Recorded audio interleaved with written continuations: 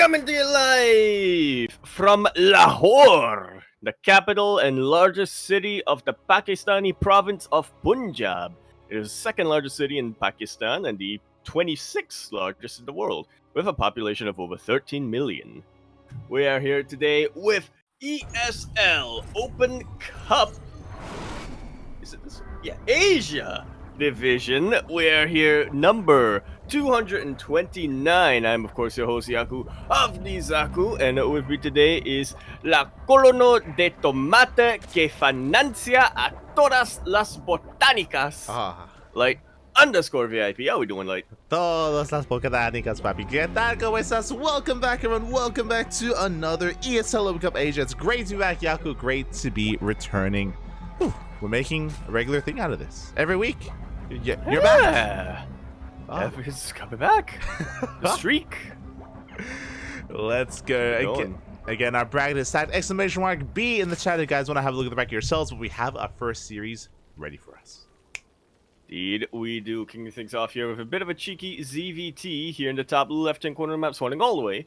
In the top left, we have on-site Delta. We have a blue Zerg player coming out from the land of Taiwan. Representing Offside Gaming, we have Reximus. Or just Rex. And spawning in the bottom right-hand corner, we have the red Terran player representing same team, Offside Esports. It is uThermal. Actually playing Terran this time. Yeah, it's been interesting to see this development. Fun fact, over the past 2 weeks, I did notice it was 2 weeks ago in WTL, uThermal stopped playing random.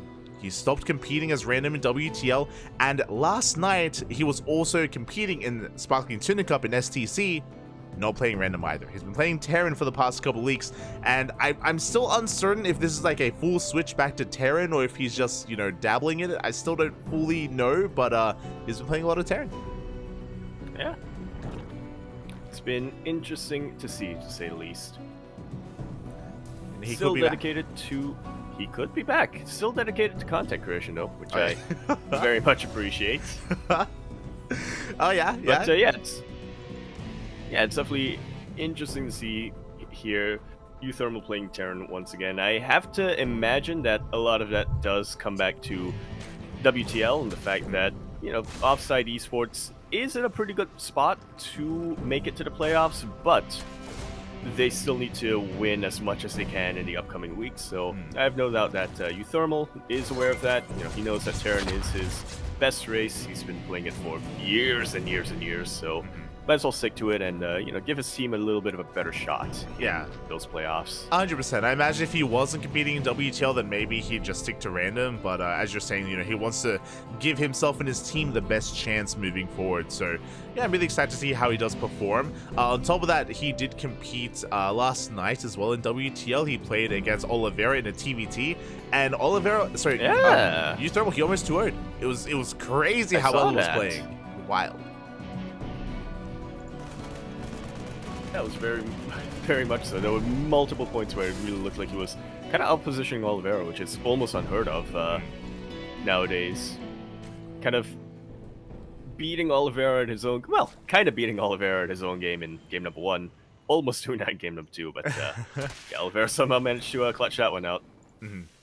Oh yeah, so we'll see how uThermal's looking like in at least this matchup. As oh my god, we open up with a 1-1-1, and it is for not a Banshee, it is for a Fusion Core. Cloak? No, not cloaked. Range libs. I'm excited. Cloak libs? You're an animal. Oh my god. Imagine if libs could cloak. Yeah, this is going to be an interesting one. A very committed build as well. I do love that we're going for a Liberator first. It is designed to try to hide this and make it look like an Obfuscate and make it look like we're going for a more standard build when it's anything but. Yeah, like how you described it. Very standard build. Hellions are pretty much as orthodox as you can get here as an opening in TvZ. Very maneuverable, good for clearing up creep, and if there's an opening, potentially damaging the workers as well. Tech Lab is now on the way, so I have a feeling this Fusion Core is no longer for range libs. do you mean no law? It never was. Just You're like, but he was making a liberator. It just made sense. Yeah. Rush into range limbs. True. exactly. Queens can't attack. Uh-huh. True. And what, you gonna get mute us? You don't have Lair yet? Maybe you're onto something. Maybe. Yeah. Regardless, we see our Liberator head towards that natural base. At the same time, first BC is on the way as we speak, and Rex has been denied the scout. He has an Overlord outside the natural, but he has not been able to enter. Not yet. Liberator does rock up. Drones are going to be going down. So far, so good. And again, uThermal, his goal here, the win condition, or at least the ideal, is to just keep this build hidden for as long as we can. Oh, yeah. I have to wonder if he'll do the pro gamer move of immediately teleporting that BC across the map, or if he's gonna slowly edge it over on the sort of outskirts of the screen. Yeah, I mean, if it is hidden, it would be... I wouldn't be opposed to just teleporting right in, but we'll see as we have doubled down on Mass Hellion. Armory is on the way. It's going to be BC into Mech, I imagine, as we're soon going to be seeing some additional factories. So uThermal is looking to mech it up. Hellion's moving in, and here comes that teleport. Right into the main base by the looks of things, and the Warcrawler not quite in position, not quite burrowed enough to take it out. Liberator gonna re-siege and take advantage of this. I'm liking this 1-2-3 punch coming out here from uThermal. All these Hellions still on the map, still gonna be distracting the Queens as well. Pretty soon they're gonna be Hellbats, and that's gonna be even more of a hassle. It is, as the Hellions, they rotate back over there, the additional factories, as you mentioned, talking about the mech transition. Looks like the Liberator is going to be forced back. The BC is going to be forced back as well. We get 10 worker kills so far. Not bad at all here for uThermal. Yeah, pretty good. I mean, it's an expensive opening, so he does need to deal with damage, but a lot of the times we do see this specific opener just not work out very well. Cyclone's on the way to help deal and kite against the roaches as well, so yeah, this full-on battle mech coming out from uThermal as he lands the third. Third base has been landed. We have more BCs on the way. We're also going to be rushing in towards +1 vehicle weapons as well, which will help out when it comes to the initial aggression that we're going for. Here comes that second BC. We get a Queen! And the Yamato will get another one.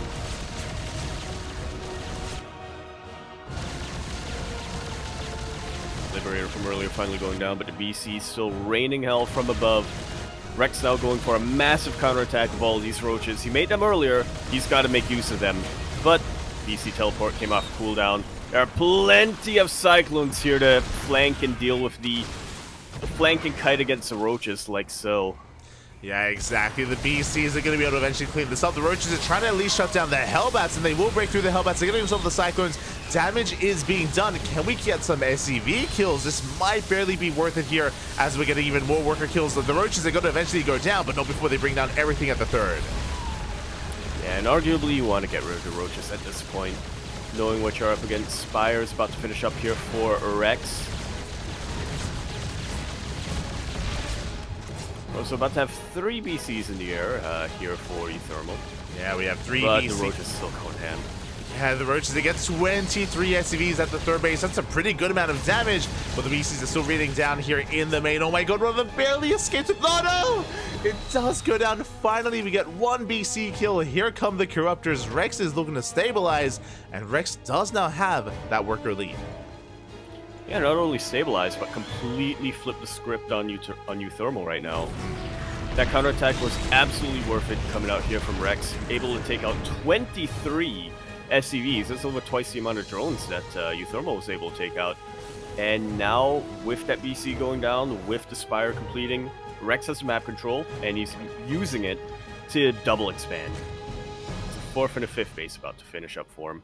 Yeah, here comes that double expand as we speak. We do see the Corruptors are amassing, and yeah, Rex is looking comfortable here. I mean, the initial aggression, the initial harassment was good, but as we saw, that Roach counterattack was so crucial here to allow Rex to maintain himself against uThermal. We do see additional tanks on the way. Now we're getting out of Hellion Cyclone into tank production, but at the same time, these tanks are a little bit exposed. They don't really have too much buffer for them, and taking a 4th base is going to take quite some time. Yeah, Ravage is now being warped in. And those tanks up in prime positions, like you were mentioning, to get biled down.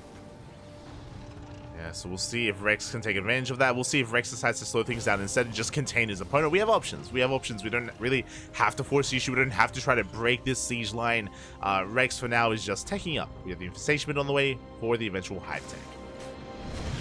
Yeah, containing uThermal in these 3 bases is, I think, the smarter move here for Rex to do.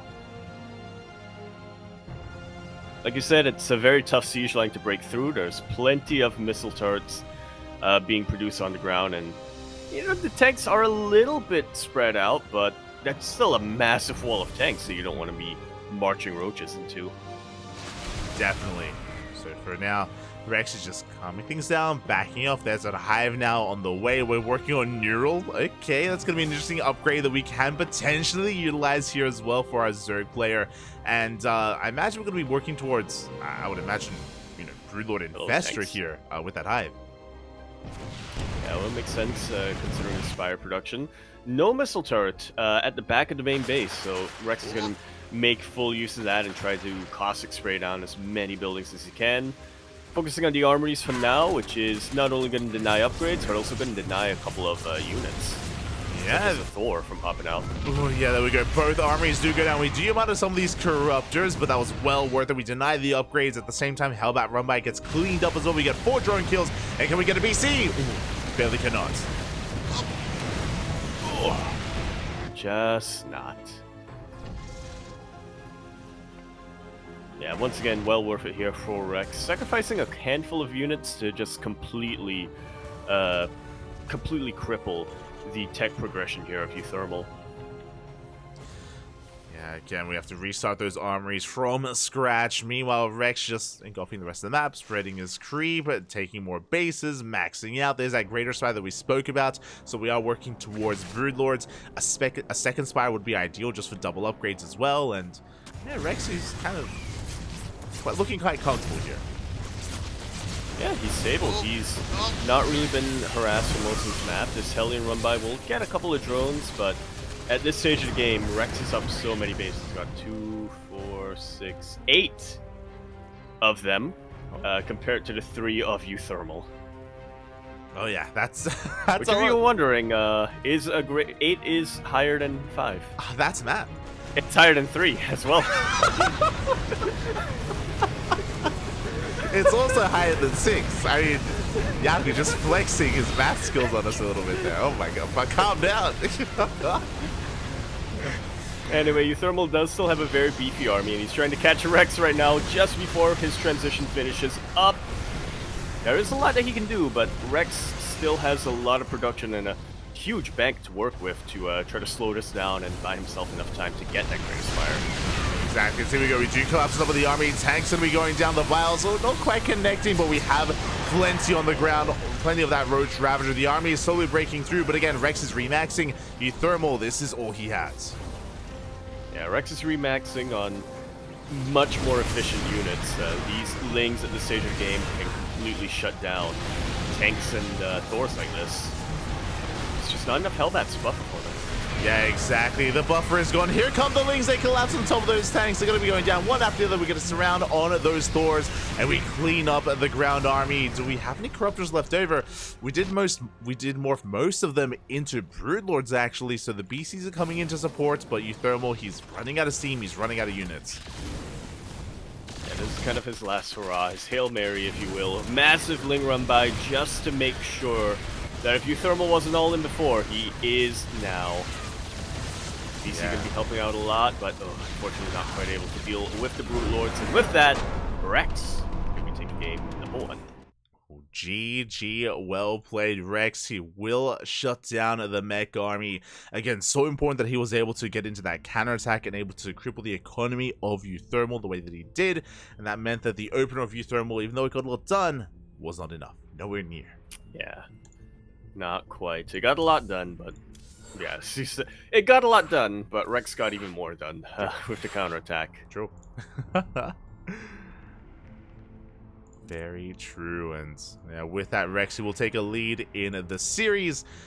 And now the pressure is on uThermal here to bounce back, to fight back against his teammates. Again, I mean, these two players are good friends, I'm sure, and they, of course, cheer for each other, practice with each other as well.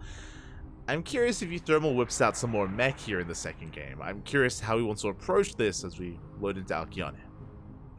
I mean, I can't imagine that you want to do mech more than once in a series. There have been some players who do that. There have been some players who win by doing that. True. I can't imagine it, though. You're like, nah, yeah.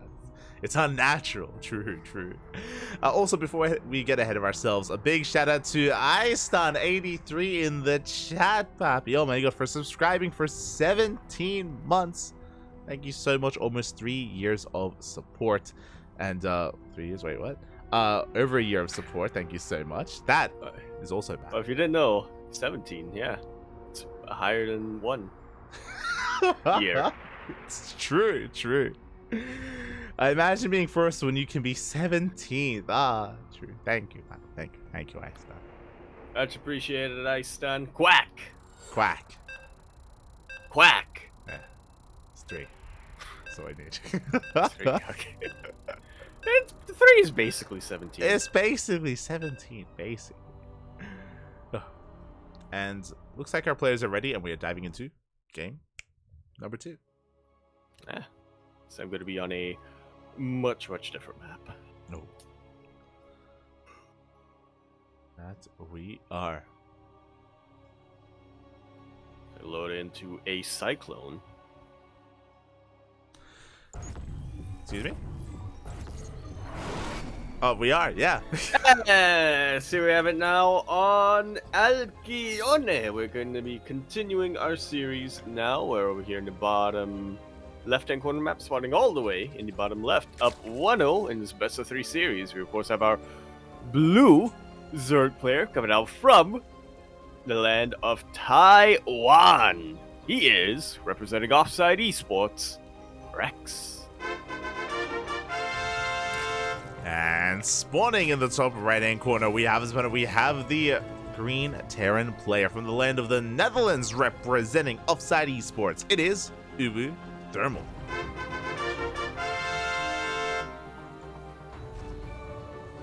I have to wonder, because for a long time it was onside gaming. Mm-hmm. You'd think offside, being an offshoot of onside, would follow that, follow that naming convention, but instead it's Offside Esports. Yeah, if you remember, Onside, before they merged with Team Vitality, if you remember, they switched to just Onside on its own, just like in all caps, just Onside. So for a while, I was like, oh yeah, I guess, so this is gonna be Offside, right? And then I found out, no, it's not, it's Offside Esports. I'm like, guys, we need There's gonna be a third. There's gonna be a third one, and they're gonna call it Inside. No, Team Inside. Oh, let's go. That's what they should call the management team. Inside. You're welcome, Offside. That's free. You're welcome, Gemini. Hey, there you go, Gemini. You're inside now. You're inside. You're inside Offside. And it used onside. to be an onside. Yeah. But... What are we saying right now? I like that. We need a team inside. Like that just, yeah. I like it. It's good. What else can we do? We can do outside GG. Uh-huh. Oh yeah, who's team outside? What are they? They're like the investors, the sponsors of the team. That would be... But from what I've heard... Wait. I need confirmation on this, but I believe Onside is also the name of like a sports apparel True. Yeah. True. So technically Onside is the sponsor. Onside is outside. Onside is... So many layers. Well, offside is technically outside, right? In football. Yeah? Yeah. Yeah. Okay. We're getting started. We gotta calm things. Keep going. Gotta calm things down, and we'll wait to see if we get a fusion core coming out. I have to. Well, I say I have to doubt it this time, as we do have the tech lab on the barracks. I have to imagine we're gonna have to see a bit of an earlier add-on swap coming out from uThermal. But we'll see. Yeah, once again, it's a 1-1-1. You know, once again, we go for a delayed third CC, so another aggressive build here by uThermal. As you said, they should be leading into an add-on swap, but oh, never mind. We're going for Marauder production instead. This looks like a Hellbat Marauder push. Yeah.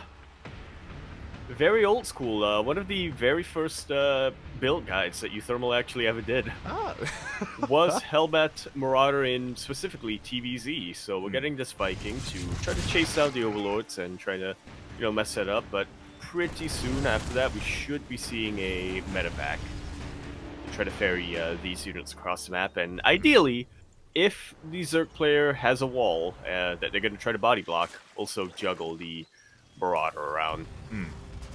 Goal of the Marauder here is to just slow down the queens, so they can't really kite. Yes, to catch the queens, to lock them down. We have the Hellions amassing. There's the armory on the way. Lings, they try to get a scout off. We deny the scout. Overlord gets shut down. Now, Rex should be aware of the 1-1-1 at least. But especially after what happened in game 1, I mean, I wouldn't be surprised if Rex maybe believes it's going to be BCs again. Like, there's a lot that it could be, so Rex still has to piece it all together. It's still in the dark, and we are going for a safety Roach Horn. Yeah, definitely the right call to make here if you are Rex. Roaches are just such a good elastic early game defense that they work well a bit against just about anything except for Marauders. Yeah, and we need to defend here and now. The Roach Horn is not going to be done for this. We need Lings and Queens to defend instead. We do go for the Medevac. Medevac takes a couple of hits, but here we go. The army dives over the Queens. And this is the power of concussive shells in early game TvZ. Queen's trying to kite back, Queen's trying to retreat, but they just cannot. Good juggling coming out from uThermal, only losing one Marauder so far. Landed Viking providing a little bit of additional DPS, but the concave here coming out from Rex is absolutely... Whew. That was aesthetic. That was aesthetic, that was effective, and he also was banking a lot of energy on these queens that, sure, he wasn't able to kite back with them, but he could still transfuse, he could still keep them alive long enough to out-DPS uThermal. And with that, we have held against the initial wave. uThermal still committed. There's no third CC behind this. We have Stim on the way. uThermal, he needs to break this here and now. Liberator has arrived. We're pushing towards that third at the same time. A big link counterattack. The wall is a wall. The Lings they kept outside. And we're pushing it. We're getting us over the Queens. We're running out of transfuse. Indeed, we are. Spore Crawler on the ground. Going to try to force the unsiege, but there's still plenty of Terran to out-DPS everything else. Only the Zerglings are back home. Yeah, the Lings are now turning back around. Every queen has fallen. There's one queen remaining. Now, Roaches are in production, bearing in mind that they did, or they were on the way. They pop out just in time. We have not lost any workers. We have not lost our economy. Not yet. Not just yet. We lost a lot of queens, which is always painful, but you know, Rex is still mining. He still has production to get more units out. Viking gonna go down. Marauders are starting to get low. Liberator, that's a new Liberator, actually. Coming in to reinforce, and I don't think Rex has any easy answer to this. Carelessness loses him the queen. Yeah, exactly. Queen goes down. Another queen goes down as well. Big pickups, but we have a Spore Crawler here on the low ground. It's going to be targeted by the Marauders, but that means that the Roaches go ham on the rest of the army. The Marauders finally going to be going down. Looks like we will clean up the ground army. As I said, that I speak too soon. The Marauders, they live! Barely. Wow, and they don't even have Stim yet. They don't. GG, well played is called Rex. Gonna be taking game number 2. Yeah, Rex, he will... We're running out of steam towards the end. Yeah, he will clean that up. Again, we lost that Liberator towards the end. Sure, the 4 Marauders survived, but remember, we dealt 0 economic damage. Reinforcements came in, and Rex holds, and will take the series 2-0.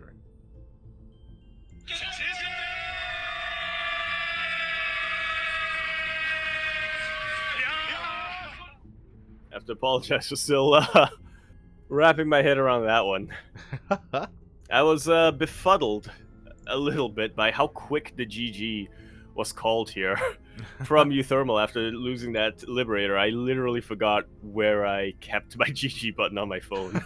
Okay. Like which screen I scrolled by, I was like, Is this it? No, that's a different app. It's all good. It's all good. GG, well played. Rex will take it 2-0. My condolences to uThermal, but was a fun series nonetheless with very interesting builds as well. So GG, well played.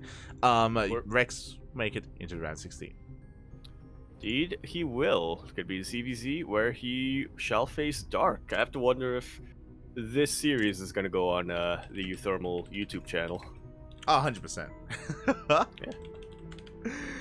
Yeah. Just as a little bit of analysis, you know?